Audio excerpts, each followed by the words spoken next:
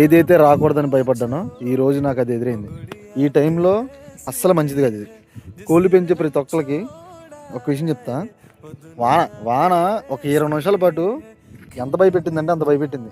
చాలా కోళ్ళు ఉన్న ప్రతి ఒక్కళ్ళు కూడా ఇప్పుడే జాగ్రత్త పడండి. ఇప్పుడు క్లైమేట్ చేంజ్ అవుతుంది కాబట్టి ఈ క్లైమేట్ చేంజ్లో అది ఎలాంటి డిసీజ్కి లొంగకుండా ఉండాలంటే ఫస్ట్ డీవార్మింగ్ చేయాలి. నెక్స్ట్ 10 days లోపు వ్యాక్సిన్స్ చేసేయాలి. నిజంగా ఎంత పెద్ద వాన పడిందంటే వాటర్ ఇంకిపోయాయి. ఇదంతా పంట భూమి కాబట్టి మొత్తం వాటర్ అంతా ఇంకిపోయాయి. అప్పటికప్పుడు దగ్గర దగ్గర 20 నిమిషాలు కొట్టింది వాన. 20 నిమిషాలు అసలు పందిరి ఉంటుందో పోద్దో కూడా భయం వేసింది నాకు. అంత భయం వేసింది. కానీ పందిరి చాలా బాగా నిలబడింది అనమాట. ఎంత పెద్ద పెద్ద ఇదే యాక్చువల్లీ ఇది అడవి ప్రాంతం కదా. సో ఏదొచ్చినా అల్టిమేట్గా ఎక్కువే ఉంటుంది, చాలా ఎక్కువే ఉంటుంది. ఏదొచ్చినా ఎక్కువే ఉంటుంది అనమాట. ఎండ వచ్చినా ఎక్కువే ఉంటుంది, చలి వచ్చినా ఎక్కువే ఉంటుంది, వాన వచ్చినా ఎక్కువే ఉంటుంది, గాలి వచ్చినా ఎక్కువే ఉంటుంది. గాలి అయితే వచ్చింది బాస్, విపరీతంగా వచ్చింది. కానీ ఒకసారి మీరు చూడండి,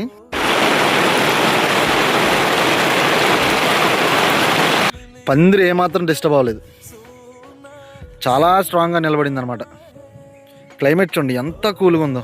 నిజంగా చాలా బ్యూటిఫుల్గా కూడా ఉంది క్లైమేట్. మొత్తం ఈ లొకేషన్ అంతా కూడా భయపెట్టింది వాళ్ళ.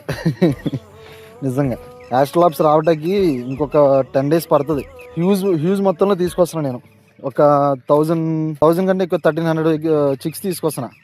ఇఫ్ ఇన్ కేస్ ఈ మధ్యలో కానీ వచ్చుంటే ఖచ్చితంగా మొటాలిటీ వచ్చేసాయి ఈ వానకి. ఇప్పుడు పడే వాన ఏంటంటే భూమిలో ఉన్న రసాయనాలన్నీ బయటకు వస్తాయి, వేస్ట్ రసాయనాలన్నీ బయటకు వస్తాయి. రైనీ సీజన్లో వచ్చేది వేరు, ఇప్పుడు వచ్చే వాన వేరు. చాలా డేంజర్ వాన ఇది. సో కొంచెం జాగ్రత్తగా ఉండండి. డీవార్మింగ్ చేసుకోండి మీ కోళ్ళకి.